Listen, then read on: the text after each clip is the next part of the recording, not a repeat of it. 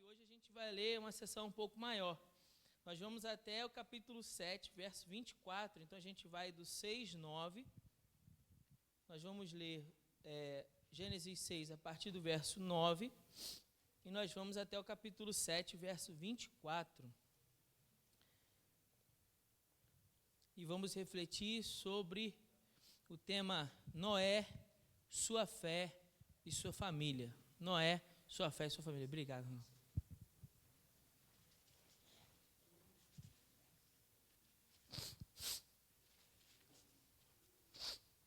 Noé, sua fé e a sua família. Você já encontrou, amém? Diz assim a palavra do Senhor: estas são as gerações de Noé. Ele era um homem justo e íntegro em sua geração e andava com Deus.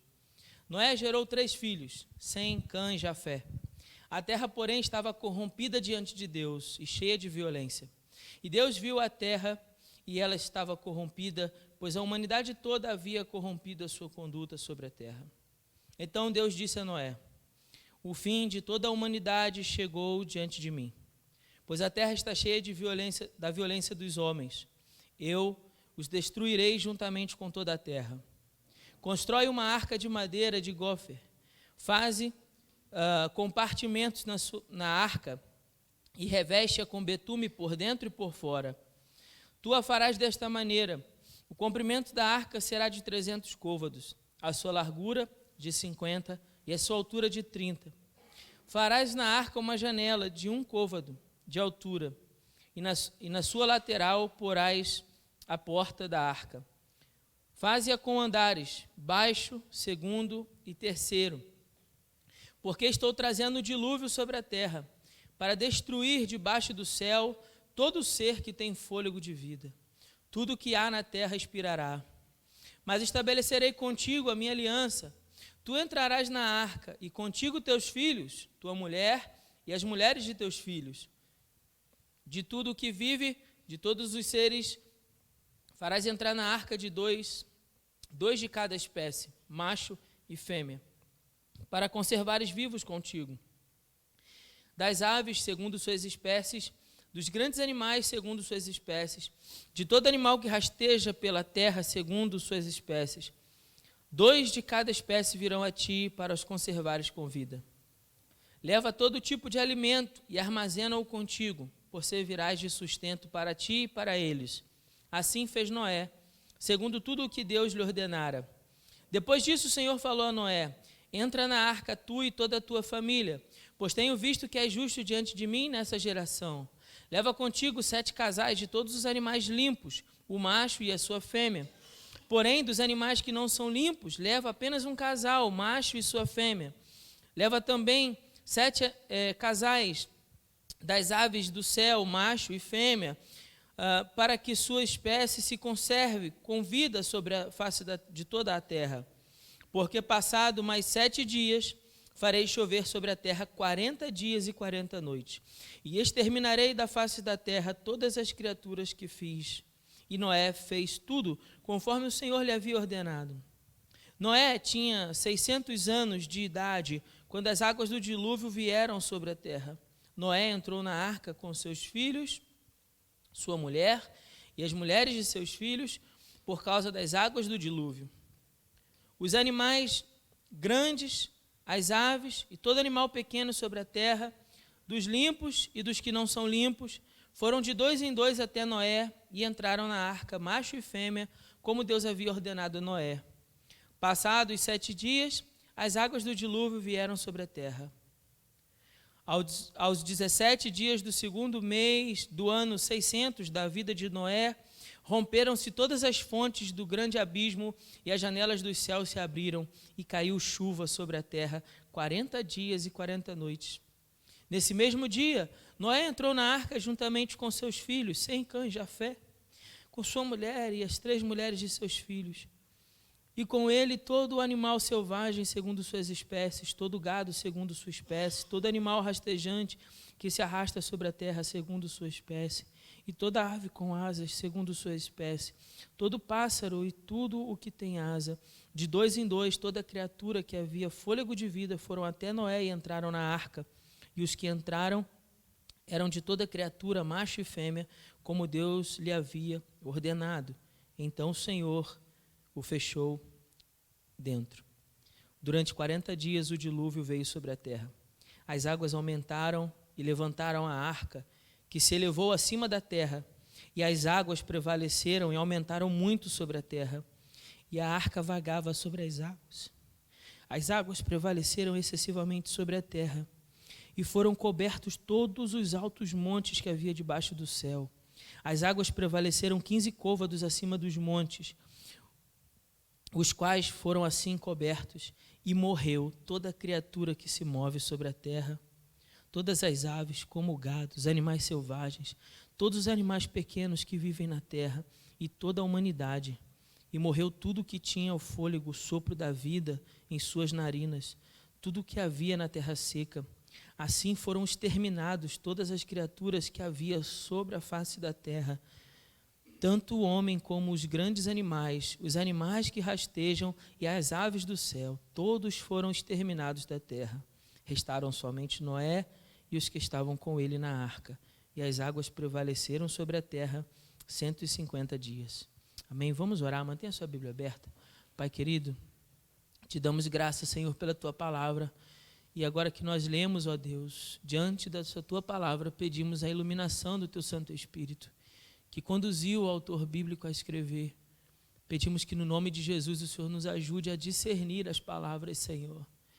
E que ao compreendendo-as, ó Pai, nosso coração se abra, nossa mente seja iluminada para a compreensão do Teu Evangelho.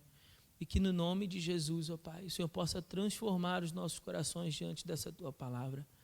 Nós oramos assim, Senhor, com o perdão dos nossos pecados e em nome de Jesus. Amém. Os irmãos podem se assentar. Bom, o capítulo 6 e o capítulo 7 trata da decisão de Deus em enviar o dilúvio sobre a terra.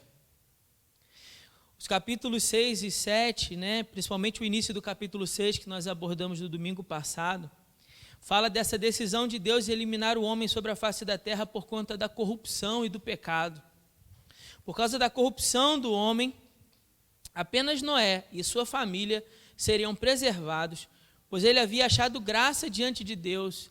Nós lemos isso no versículo 8. Noé, porém, encontrou graça aos olhos do Senhor. A descendência de Caim, apresentada no capítulo 4, e a descendência de Sete, apresentada no capítulo 5, haviam se misturado, e com isso a maldade e corrupção imperava sobre a face da terra. Todos os desígnios dos seus pensamentos, diz a palavra do homem, eram continuamente mal, diz o verso 4 e o verso 5. E o Senhor viu que a maldade do homem na terra era grande e que toda a imaginação dos seus pensamentos, dos pensamentos de seu coração era continuamente má. Diante desse cenário de corrupção, de depravação total da raça humana, Deus então determina o dilúvio como forma de eliminar o homem sobre a terra. Enquanto isso, Noé deveria se manter obediente a uma palavra do Senhor, a orientação do Senhor, e construiria para si, para seus filhos, para sua esposa e para as mulheres de seus filhos uma arca. Enquanto a construção se desse, Noé deveria pregar para a sua geração sobre a justiça de Deus e sobre como Deus traria justiça sobre aquela geração, sobre aquele povo. Infelizmente, o texto mostra para nós, nós acabamos de ler, que diante de toda aquela geração, ninguém se salvou, ninguém ouviu a pregação de Noé. 2 Pedro, capítulo 5, 2 Pedro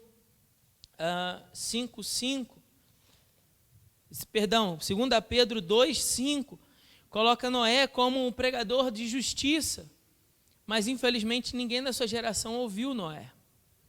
Em Mateus capítulo 24, verso 37 até o verso 39, o próprio Jesus toma referência do nome de Noé para dizer que nos últimos dias seria como nos dias de Noé, porque Noé, enquanto trabalhava na construção da arca, pregava a sua geração, mas todos comiam, bebiam, casavam, se davam-se em casamento e não se arrependeram de seus pecados. Então, quando veio o dilúvio, levou a todos. O próprio Jesus, conta essa história lá em Mateus 24, o que mostra para nós que a história que nós acabamos de ler não é um mito, não é um conto de fábulas para criança, não é uma historinha, sabe, que o pai conta para o filho ficar com medo e obedecer. Não, não é não. Pelas próprias palavras de Jesus, nós podemos crer, e pelo testemunho dos autores do Velho Testamento e do Novo Testamento, para os irmãos terem uma ideia, Noé é mencionado ao longo da Bíblia pelo menos 50 vezes. Essa história é mencionada pelo menos 50 vezes, para mostrar para mim e para você que isso não é um conto de fadas, isso realmente aconteceu. Deus trouxe juízo sobre a terra, e Deus puniu a raça humana pelos seus pecados. Deus eliminou de sobre a terra todo homem, todo animal, toda ave do céu. Apenas Noé e sua família ele preservou. Noé obedeceu ao Senhor, construiu a arca, e quando o dilúvio veio, eliminando a todos, ele, sua esposa, seus filhos e as mulheres de seus filhos foram salvos. Então, por isso que eu quero falar hoje sobre um tema, quero colocar isso como título da nossa reflexão de hoje: Noé, sua fé e a sua família. Há algumas expressões que se repetem nesse texto. Uma delas é: Noé fez tudo conforme o Senhor lhe ordenara. Você reparou isso? Que isso se repetiu algumas vezes? Noé fez conforme tudo que o Senhor lhe ordenara. Para mostrar o quê? A obediência de Noé. Noé não fez nada mais, nem nada menos do que Deus determinou. Ele teve o cuidado de obedecer a tudo que Deus determinou, e isso ele fez. Outra expressão que se repete é: Noé, sua mulher, seus filhos e as mulheres de seus filhos entraram na arca. Esse grupo de pessoas foi preservado. Esse grupo de pessoas Deus preservou, Deus salvou. Para mostrar o quanto Deus abençoou a família de Noé pela obediência daquele homem. Bom, eu fiz algumas, fiquem tranquilos, embora a gente tenha lido bastante, eu pretendo ser bem objetivo, se eu conseguir, com fé em Deus. Mas eu quero fazer alguns apontamentos chaves ao longo desse texto, do capítulo 6 e 7, para a gente perceber. E já com isso, percebendo as lições que o texto apresenta para nós.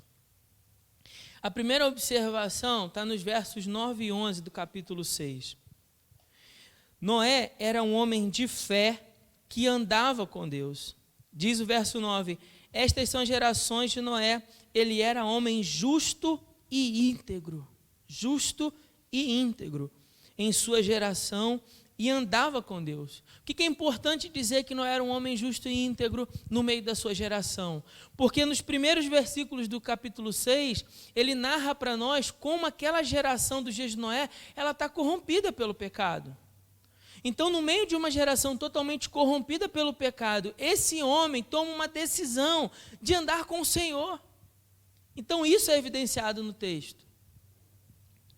Fala da sua justiça e da sua integridade, ou seja, da sua qualidade de um homem inteiro, de um testemunho fiel diante das pessoas daquela geração. Justo e íntegro, mesmo numa geração corrompida pelo pecado.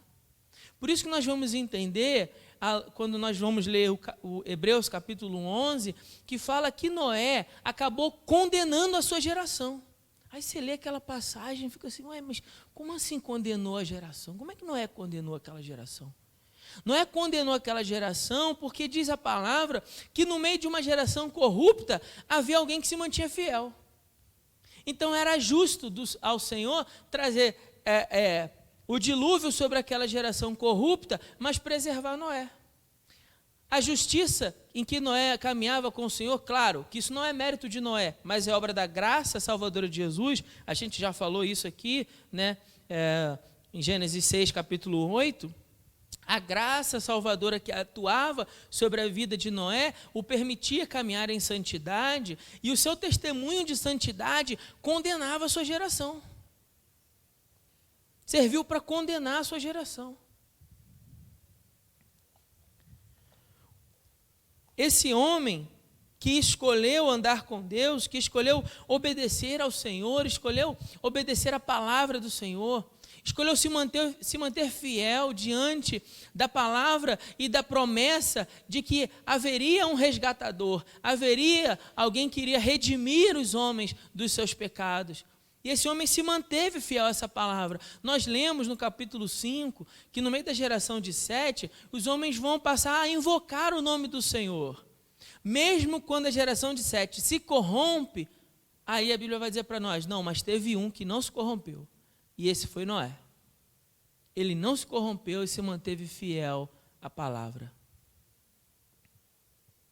Uma segunda observação que eu quero fazer com os irmãos é nessa sessão que começa do 13 e vai até o 22, quando Deus anuncia para Noé sobre o dilúvio, né? Quando Deus então declara a Noé os seus planos. Veja que interessante, Deus, quanto ao homem, o Criador de toda a humanidade, o Deus eterno, soberano, que não precisa dar satisfação a absolutamente ninguém, decide contar a um homem o que ele está para fazer. O verso 8 é a explicação. Deus achou graça em Noé. Noé andava com o Senhor.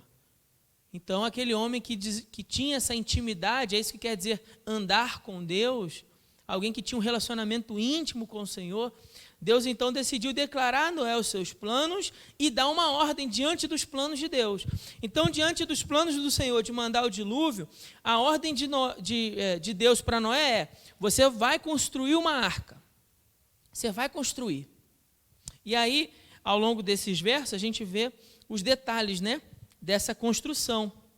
A gente já leu, não vou ler tudo novamente, mas eu quero chamar a sua atenção para alguns detalhes que de repente passou despercebido na hora que a gente estava lendo.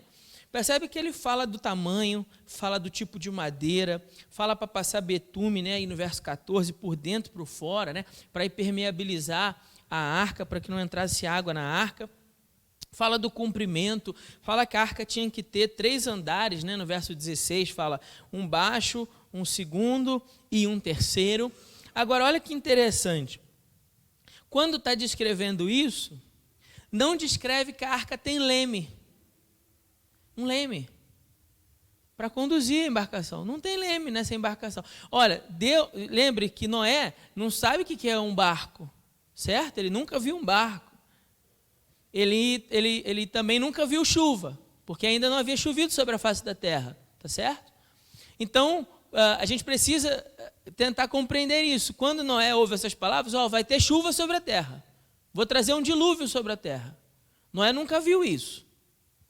E você vai construir uma arca. O que significa isso? O que é arca? Aí Deus vai falar para Noé, é assim. A arca vai ser assim, vai ter esse comprimento, vai ter essa altura, vai ter esse andares, vai ter essa madeira e tudo mais, isso aqui. E o leme, a gente fica pensando quando lê isso, não tem leme. Bom, então vai ter uma vela, para conforme ele for guiando, né, o vento, ele for conduzindo a embarcação. Não, também não tem vela. Ué, pastor, não tem leme, não tem vela, como é que ele vai movimentar o barco? Ele não vai movimentar, esse é o ponto. A arca vai apenas flutuar. Ué, mas por quê, pastor? Ela flutua, mas não tem um capitão humano, porque o capitão dessa embarcação é quem? Deus. Ele não tem leme, não tem vela, porque Noé não está ali para conduzir a embarcação. O capitão dessa embarcação é o Senhor. Noé, para não dizer que não teve nenhum privilégio, ele tem uma janelinha.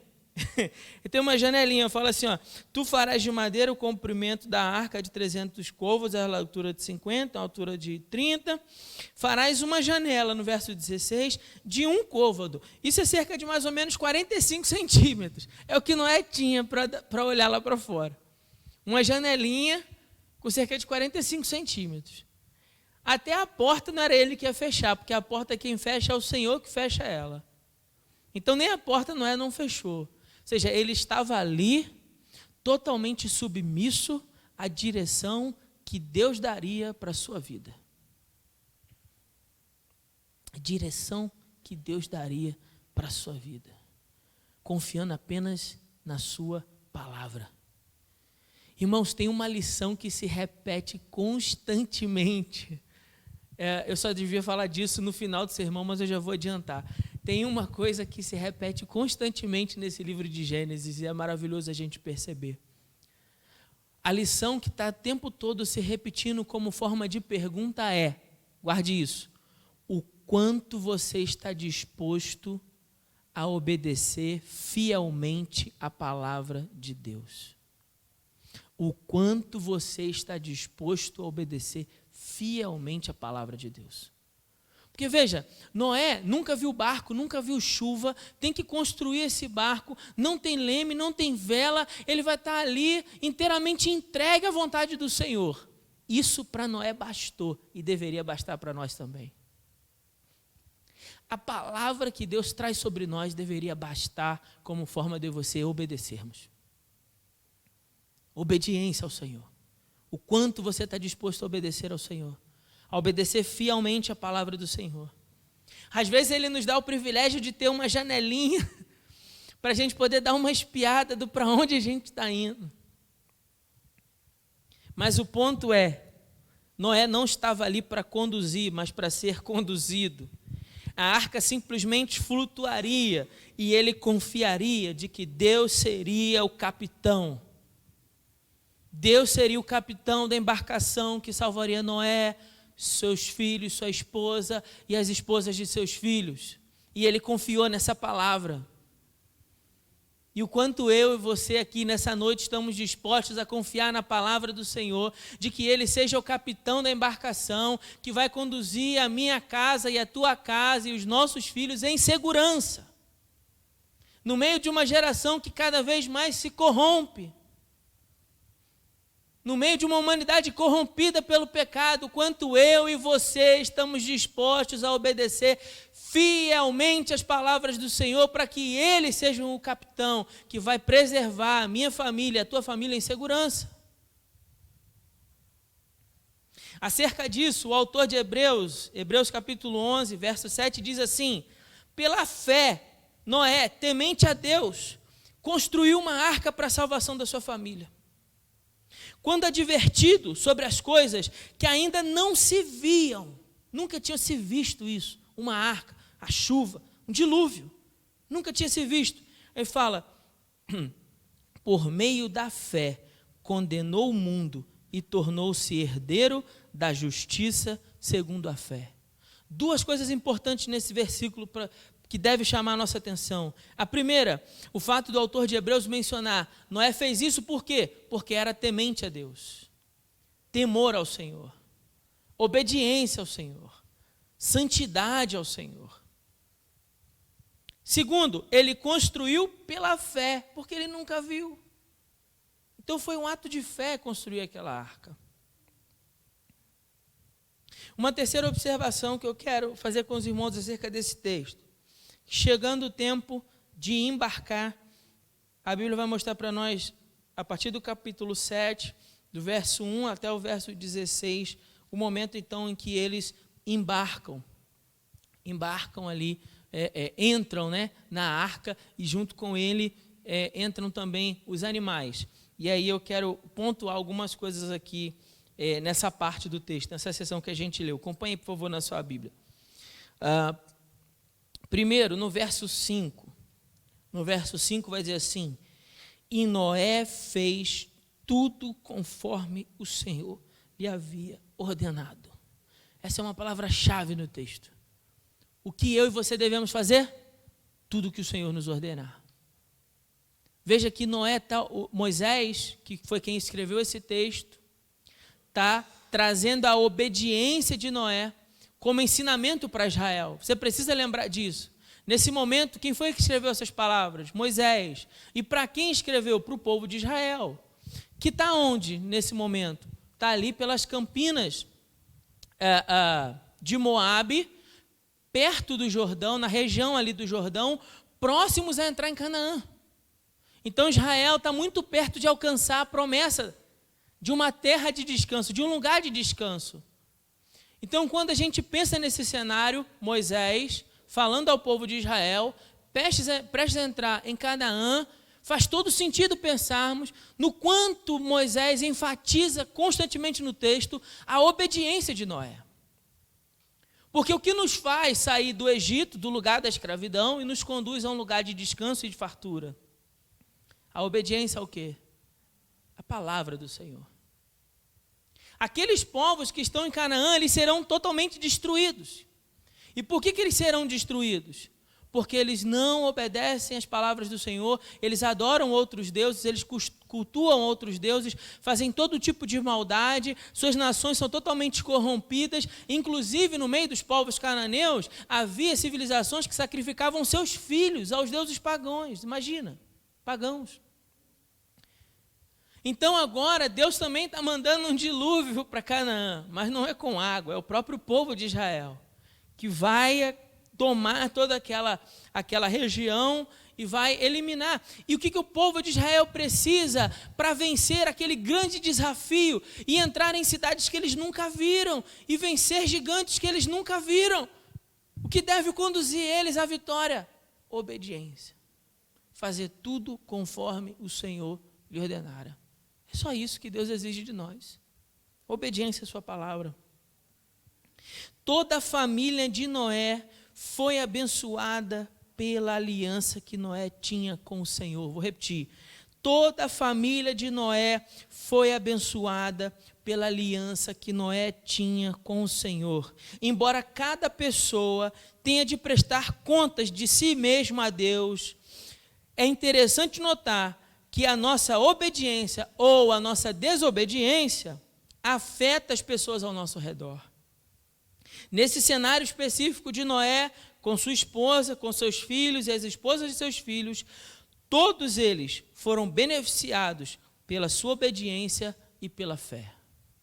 Olha que interessante, irmãos, o como Deus abençoou as pessoas que estavam ao redor de Noé por causa da aliança que ele tinha com o Senhor. Irmãos, isso é muito sério, muito sério. Sabe por quê? Você já parou para pensar na responsabilidade disso? Você já parou para pensar nisso? O quanto as nossas decisões afetam as pessoas à nossa volta? Você já pensou sobre isso?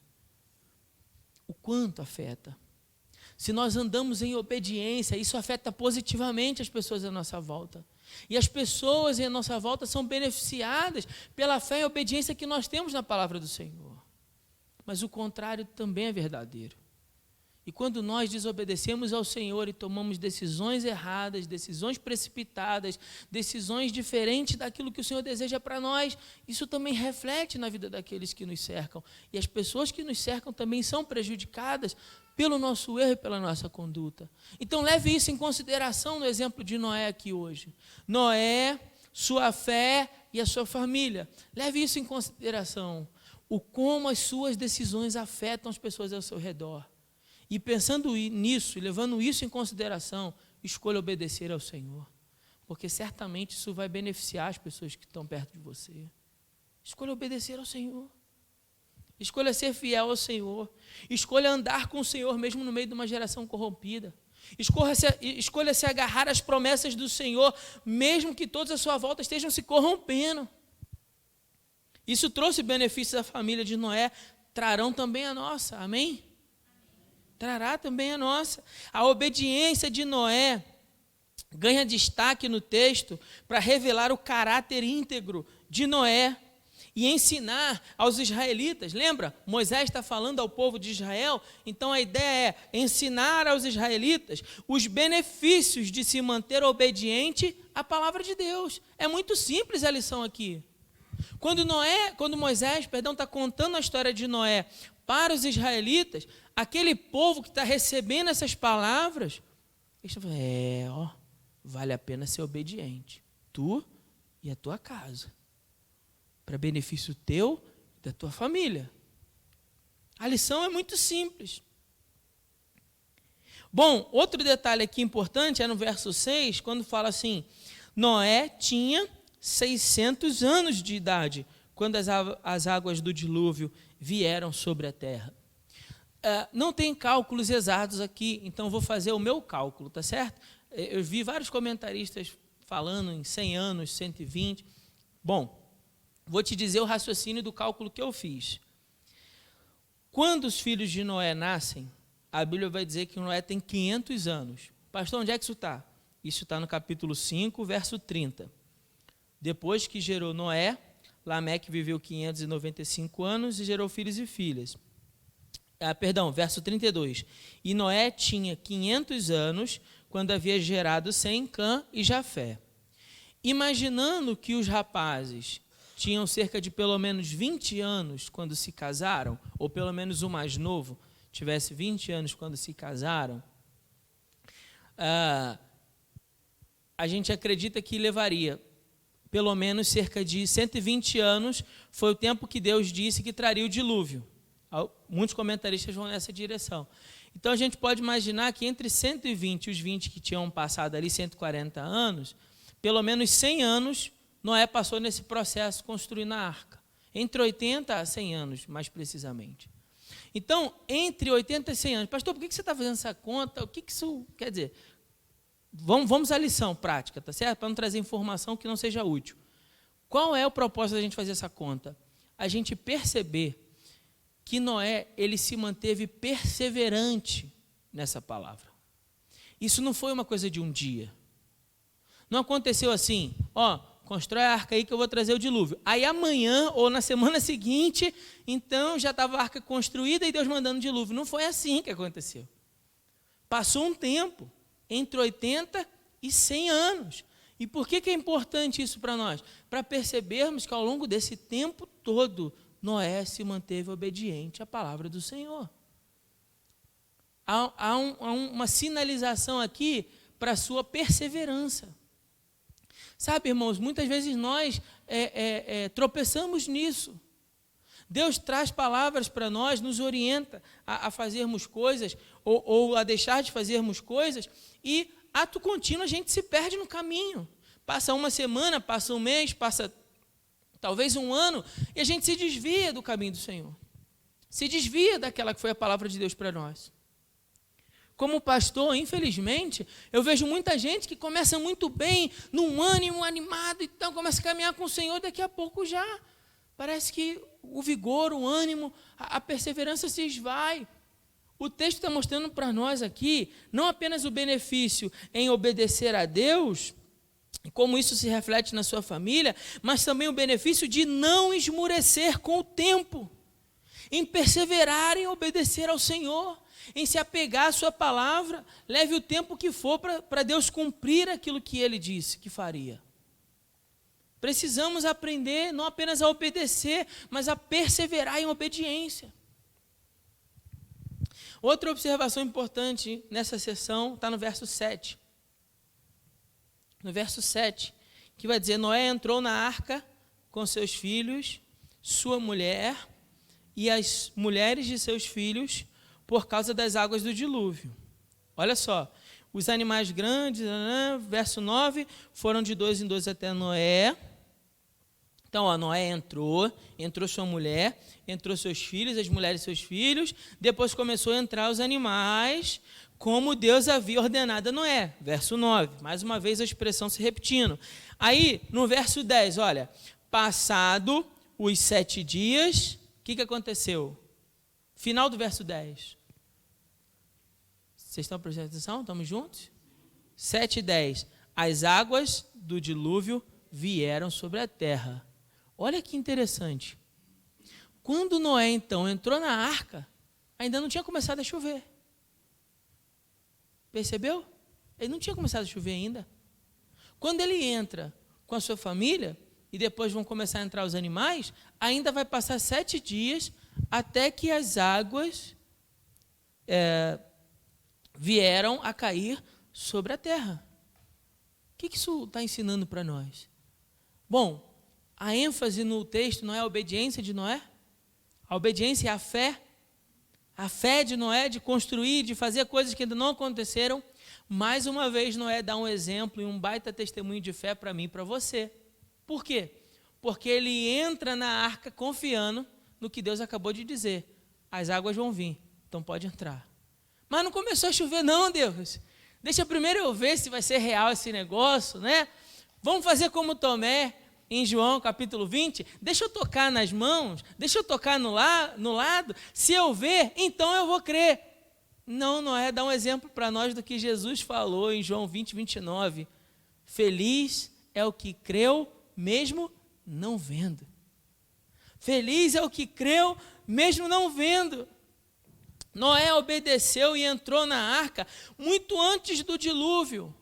Agora pensa comigo, se alguém porventura, ouvindo a pregação de Noé, desejava primeiro ver o dilúvio, para depois entrar na arca, morreu. Entendeu ou não? Vamos imaginar um cenário. Noé está lá pregando. Olha, Deus vai trazer justiça sobre a terra. Vocês precisam se arrepender dos seus pecados. Deus trará justiça sobre a terra. Haverá um dilúvio. Toda a raça humana será eliminada de sobre a face da terra. Vocês precisam se arrepender. Vocês precisam se arrepender dos seus pecados e se voltar ao Senhor em arrependimento e contrição. E aí o João dissesse assim, peraí, Noé, só um pouquinho. Você está falando que vai chover? É isso? É isso. Mas peraí, a gente não... O que é isso, chuva? O que é isso, dilúvio? O que é isso? Ah, Noé, isso é mentira, Noé. Noé, se eu vir, eu vou crer, Noé. Quando começar a chover, então, Noé, aí você me chama, que aí eu entro na sua arca, nesse barco que você está construindo, Noé. Bom, à luz desse texto, se alguém fez isso, morreu. Mas Noé foi preservado. Por quê? Porque ele creu mesmo sem ver. Jesus falou isso em João capítulo 20, 29, a respeito de mim e de você. Você sabia disso? Por isso que na minha Bíblia eu escrevi bem grandão, eu. Quando ele fala assim, bem-aventurado, ou seja, felizes aqueles que não viram, mas crerão. Porque eu entendo que eu e você, que não vimos as mãos de Jesus feridas, não vimos o seu lado perfurado, não vimos o Senhor ressurreto, mas nós cremos que Ele morreu e ressuscitou para a glória de Deus. Nós somos felizes por essa crença, amém ou não? Amém? Então por isso que na minha Bíblia, eu te cosei na sua, botar bem grandão, eu sou um. Noé era um. Dos que pela fé entrou naquela arca, mesmo não vendo o dilúvio. E nós hoje, irmãos, o perigo é que hoje nós estamos vendo, em que as pessoas estão desejando que Deus faça sinais, que Deus se mostre, que Deus se prove, para que então elas creiam na mensagem. Bom, meu irmão, deixa eu te falar. Nós não teremos isso, não. Deus não fará isso. Jesus falou, o único sinal para essa geração será o mesmo sinal do profeta Jonas, onde o Filho do Homem estará 3 dias e 3 noites no ventre da terra. Estava falando da sua ressurreição. E hoje essas pessoas estão pedindo sinal, esse é o único sinal que nós teremos até que o Senhor então decida trazer juízo também sobre a terra. A razão pela qual Deus preservou Noé é porque ele se mantinha temente ao Senhor. Ele andava com Deus, mesmo no meio daquela geração corrupta. Não é que ele fosse perfeito, veja bem, não é que Noé fosse perfeito, Noé era um pecador como eu e você. Nós vamos ver isso daqui a mais um pouco, os erros de Noé também. Noé era um pecador como eu e você, mas pela graça de Deus, ele andava com ele. A graça de Deus havia abençoado o pecador chamado Noé, de modo a fazer com que ele conseguisse andar nos seus caminhos. Não é que eu e você vamos ouvir essa palavra e a partir de agora vamos ser perfeitos, não é isso que eu estou falando. Não se trata de uma pessoa perfeita aqui, mas se trata de um pecador convicto que foi alcançado pela graça de Deus. Assim como eu e você, se nós vamos a Deus em confissão e arrependimento e somos pecadores, a graça de Deus se manifesta em nós. E a graça de Deus é que nos permite caminhar em santidade e obediência. Não é a nossa força, não é a força dos nossos braços, não é a sua capacidade humana que eu estou falando aqui. Não é o quanto você é fortão para obedecer aquilo que Deus fala, não. Mas é porque a graça de Deus te alcança. Então você e eu, mesmo sendo pecadores, conseguimos andar com Ele, como diz Efésios capítulo 2, verso 8. Pela graça sois salvos, por meio da fé. E isso não vem de vós, não vem das obras para que ninguém se orgulhe. É um dom de Deus. É um dom de Deus. Deus decidiu preservar Noé e a sua família e os animais e dar continuidade a toda a criação. Nós vemos isso do 13 ao 16. E por fim, para a gente encerrar, a última sessão que nós lemos foi do 17 até o 24. Palavras duras. Um texto difícil. onde o cenário, se a gente tentar imaginar um pouquinho, chega a dar até medo. Quando Deus então decide eliminar de sobre a terra toda a raça humana. O juízo de Deus veio sobre a terra, e diz a palavra que durante 40 dias o dilúvio veio sobre a terra, e as águas aumentaram e elevaram a arca, que se elevou acima da terra, e as águas prevaleceram e aumentaram muito sobre a terra, e a arca vagava sobre as águas, e as águas prevaleceram excessivamente sobre a terra, e foram cobertos todos os altos montes que haviam debaixo do céu, e as águas prevaleceram 15 côvados, isso é cerca de mais ou menos 7 metros de altura, acima dos montes, os quais assim foram cobertos. E aí no verso 21 ele diz: e morreu toda criatura que se move sobre a terra, tanto animais como gado e os animais selvagens, todos os animais pequenos que vivem na terra e toda a humanidade. O juízo de Deus veio sobre a terra. Toda a maldade e corrupção do homem foram punidos. E agora já não havia mais tempo para arrependimento. Não tinha mais tempo para arrepender. Agora, toda a longanimidade que a gente falou aqui, que Deus é longânimo, Deus é tardio em se irar, todo esse tempo já havia passado. Agora era o tempo de Deus celebrar seu juízo. Não é que Deus quisesse, tivesse prazer em matar aquelas pessoas, mas é que o prazo havia se esgotado. O tempo determinado pelo Senhor já havia se esgotado.